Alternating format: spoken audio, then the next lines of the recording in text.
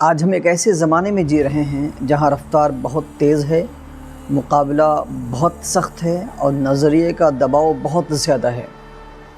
دنیا کی ہر ترقی یافتہ قوم کے پیچھے اگر آپ دیکھیں تو ایک واضح ویژن ہوتا ہے، ایک مقصد ہوتا ہے، ایک ایم ہوتا ہے، لیکن افسوس ہم ہندوستانیوں کے پاس اور بالخصوص ہم مسلمانوں کے پاس اب تک کوئی جو ہے ویژن اور مشن نہیں ہے۔ ہمارا ویژن ہی کمزور ہے۔ ہم کہاں پہنچنا چاہتے ہیں، کیوں پہنچنا چاہتے ہیں، ہمیں کچھ خبر نہیں ہے۔ ہمیں خود نہیں معلوم کہ ہمیں کیا کرنا ہے، کیوں کرنا ہے اور کیسے کرنا ہے۔ تو جو پہلی بات یہ ہے کہ مشن اور ویژن کی ضرورت کیا ہے، مقصد کی ضرورت کیا ہے۔ تو اس تعلق سے اگر آپ دیکھیں قرآن پاک میں پروردگار عالم ارشاد فرماتا ہے، کنتم خیر امۃ اخرجت للناس تأمرون بالمعروف وتنہون عن المنکر، کہ تم بہترین امت ہو، تم سب سے بہترین امت ہو جو لوگوں کی بھلائی کے لیے پیدا کی گئی ہو، نکالی گئی ہو۔ امت کی بھلائی کے لیے للناس کا لفظ آیا ہے، لوگوں کی بھلائی کے لیے، چاہے وہ مسلمان ہو یا نان مسلم ہو، سب کی بھلائی کے لیے تم جو ہے نکالی گئی ہو، تم ایسی امت ہو۔ یہ امت دعوت ہے، یعنی تم نیکی کا حکم دو، برائی سے روکو اور جو ہے اللہ سے ڈرتے رہو، اللہ پر ایمان رکھو۔ یہ صرف تعارف نہیں ہے، یہ امت مسلمہ کا ویژن ہے۔ ہماری پہچان خدمت، عدل اور ایمان ہے۔ ہم اس لیے مسلمان نہیں بنائے گئے ہیں کہ ہم بس زندہ رہیں، بلکہ اس لیے کہ دنیا میں بھلائی پھیلائیں۔ ذرا سوچئے کہ اگر کوئی مسافر کہیں جا رہا ہو اور آپ ان سے پوچھیں کہ بھائی کہاں جا رہے ہو، اور وہ کہے کہ پتہ نہیں، بس چلا جا رہا ہوں، تو کیا وہ منزل پر پہنچ پائے گا؟ نہیں نا۔ اسی طرح ہمارا حال بھی یہی ہے۔ ہم سفر تو کر رہے ہیں مگر منزل کا کچھ پتہ نہیں ہے۔ دنیا میں نظر ڈالیں تو پتہ چلے گا کہ جاپان نے جنگ کے بعد جو ہے اس نے یہ عہد کیا تھا کہ ہم دنیا میں معیار یعنی کوالٹی کے امام بنیں گے۔ آج ہم دیکھتے ہیں کہ آج وہی قوم یعنی جاپانی قوم معیار اور کوالٹی کی پہچان ہے۔ چین نے کہا کہ ہم ہر شہری کو روزگار دیں گے، ہم اپنے عوام کی کثرت کو اپنے فائدے میں استعمال کریں گے، اس کو طاقت بنائیں گے، کمزوری نہیں بنائیں گے اپنی۔ آج حال یہ ہے کہ وہ دنیا کے طاقتور ترین قوموں میں شامل ہے، لیکن ہم اپنے گریبان میں ذرا جھانکیں، ہم نے ایک تو اپنا ویژن بنایا نہیں، اپنا ویژن بھلا دیا۔ نتیجہ یہ کہ یہ امت بکھر کر کے کمزور ہو گئی، علم کے میدان میں وہ پیچھے رہ گیا، قیادت غیر کے ہاتھ میں چلی گئی۔ اب دوسرے لوگ دنیا کی امامت کر رہے ہیں، حالانکہ دنیا کی امامت کی ذمہ داری اللہ تبارک تعالیٰ نے مسلمانوں کو دی تھی کہ وہ سب سے پہلے خود بہتر بنیں اور پوری دنیا کو بہتر بنائیں، پوری دنیا کو رہنے کے قابل بنائیں۔ اب سوال یہ پیدا ہوتا ہے کہ اگر ہمیں اپنا مشن بنانا ہو تو ہمیں کیا کرنا پڑے گا، کیوں کرنا پڑے گا، کیسے کرنا پڑے گا؟ تو ہمیں 3 میدانوں میں کام کرنے کی ضرورت ہے۔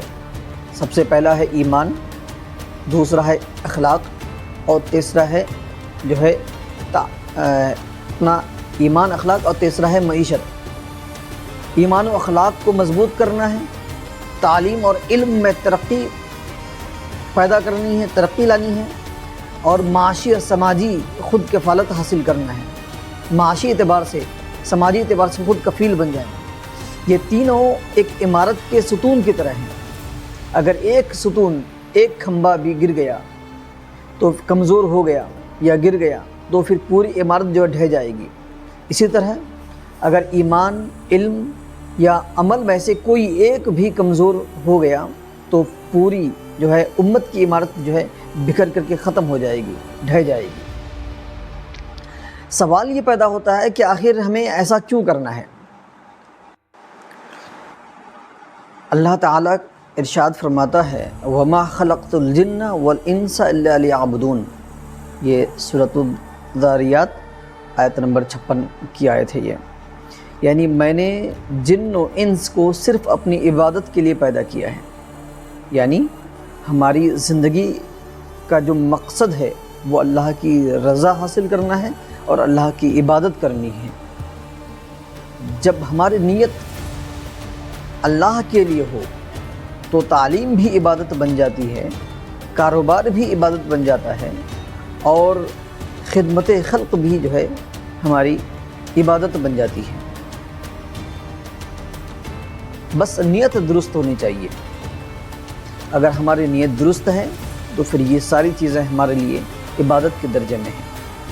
آپ غور کریں، ایک مزدور اگر دیانتداری سے کام کرے اور نیت یہ ہو کہ میں حلال روزی کما کر کے اپنے بچوں کی پرورش کروں گا، تو وہ بھی اللہ کے نزدیک عبادت گزار بندہ ہے اور عبادت کر رہا ہے۔ وہ یہی ہے ویژن کی طاقت، جو ایک عام چھوٹے سے عمل کو بھی، عام کام کو بھی جو ہے، جنرل کام کو بھی عبادت بنا دیتی ہے۔ اب سوال یہ پیدا ہوتا ہے کہ یہ کیسے کرنا ہے؟ تو اسلام ہمیں صرف خواب دکھانا نہیں سکھاتا ہے، بلکہ عملی راستہ بھی بتاتا ہے۔ تو ہمارا جو سب سے پہلا قدم اس راستے میں ہونا چاہیے وہ یہ کہ ہم اپنی نیت کو درست کریں، نیت کو صاف کریں، نیت کلیئر رکھیں، واضح رکھیں۔ نیت ہماری صحیح ہونی چاہیے۔ ہر کام سے پہلے خود سے پوچھیں کہ میں یہ کام اللہ کے لیے کر رہا ہوں یا پھر لوگوں کے لیے کر رہا ہوں۔ اور جو دوسرا قدم یہ کہ ہم خوب علم حاصل کریں، خود بھی علم حاصل کریں، اپنے بچوں کو بھی جو ہے اعلیٰ سے اعلیٰ تعلیم دلوائیں۔ نبی اکرم صلی اللہ تعالیٰ علیہ وسلم نے ارشاد فرمایا طلب العلم فریضۃ علی کل مسلم، یعنی ہر مسلمان چاہے وہ مرد ہو یا عورت، اس پر علم حاصل کرنا فرض ہے۔ یا طلب العلم کا لفظ ہے، یہاں پر کوئی دینی اور دنیاوی کا کوئی فرق موجود نہیں ہے۔ آپ جو ہیں ضروری جو علوم دینیہ ہیں وہ بھی دلوائیں، اور جتنے بھی عصری علوم آتے ہیں آپ کی ضرورت کے لیے وہ بھی دلوائیں۔ علم کے بغیر کوئی ویژن مکمل نہیں ہوتا ہے، چاہے دینی ہو یا دنیاوی۔ تعلیم امت کا ایک ہتھیار ہے، لیکن افسوس آج ہم نے اپنی ہتھیار ہی کو جو ہے رکھنا چھوڑ دیا ہے۔ تیسرا جو قدم ہمارا وہ منصوبہ بندی کرنا چاہیے ہمیں۔ نبی کریم صلی اللہ تعالیٰ علیہ وسلم جب مدینہ منورہ تشریف لائے، آپ نے وہاں پر پہلا قدم رکھا تو سب سے پہلے جو کام آپ نے کیا، جو سب سے پہلا کام کیا، سب سے پہلے آپ نے مسجد بنائی۔ لیکن وہ مسجد صرف نماز کے لیے نہیں، وہ تعلیم، عدل، مشاورت اور خدمت کا ایک مرکز کی حیثیت سے تھی۔ یعنی نبی اکرم صلی اللہ تعالی وسلم کا ویژن عبادت، قیادت اور خدمت تینوں کا مجموعہ تھا۔ یہ مسجد صرف ایک مسجد نہیں تھی، ایک مشن کے ساتھ آپ نے وہاں پر ایک مسجد کی بنیاد ڈالی تھی۔ لہٰذا عملی طور پر اگر ہم کچھ کرنا چاہیں تو سب سے پہلے یہ ہے کہ ہم اپنے محلے میں مثال کے طور پر ایک لائبریری قائم کریں، نوجوانوں کے لیے کوئی اسکل کلاس جو ہے شروع کروا دیں، یا اپنے اسکول کے بچوں کو ہفتے میں ایک دن دین کی تعلیم دے دیں، کسی مسجد میں صفائی کا کام ہم کرنے لگیں، کسی مسجد کے امام کی تنخواہ ہم جو ہے دینے لگیں، کسی مسجد میں جو ہے ہم اس کی دیکھ ریکھ کی ذمہ داری لے لیں۔ تو یہ سب چھوٹے موٹے کام ہیں۔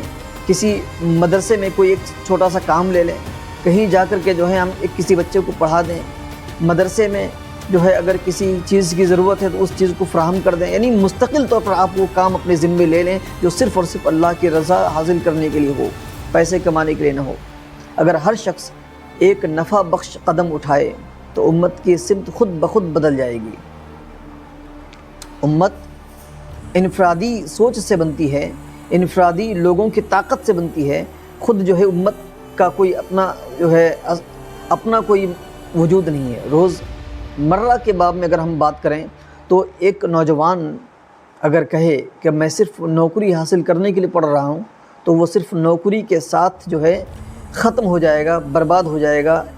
لیکن اگر وہ یہ کہے کہ میں اپنے علم سے امت کے لیے کچھ کروں گا، میں اس کے لیے کچھ کرنا چاہتا ہوں۔ اگر وہ ڈاکٹر ہے تو یہ کہے کہ میں جو ہے اس پیشے کے ذریعے سے لوگوں کی خدمت کروں گا، تو وہ گویا کہ ایک مشن کے ساتھ زندہ رہے گا۔ ایک ماں اگر اپنے بچے کو یہ کہے کہ بیٹا تم ڈاکٹر بنو تاکہ تم پیسہ کماؤ، تو شاید وہ دولت کما لے، لیکن اگر وہ یہ کہے کہ بیٹا تم ڈاکٹر بنو تاکہ انسانیت کی خدمت کر سکو، تو وہ بچہ دنیا اور آخرت میں کامیاب ہوگا اور ایک مشن کے ساتھ زندگی گزارے گا، اور اس کی زندگی کا زاویہ مکمل طور پر بدل جائے گا۔ اور جب اس کی زندگی بدل جائے گی تو پورے معاشرے میں بھی جو ہے آہستہ آہستہ اس کے اثرات نظر آنے شروع ہو جائیں گے۔ بھائیوں اور بہنوں، امت کی بیداری حکومتوں سے نہیں ہوتی ہے، بلکہ فرد کی سوچ اور اس کی نیت سے شروع ہوتی ہے۔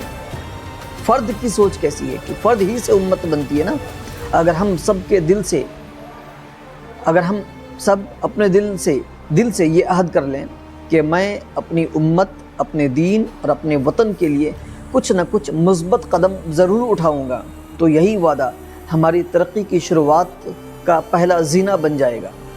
رسول اکرم صلی اللہ تعالیٰ علیہ وسلم نے ارشاد فرمایا، خیر الناس انفعہم للناس۔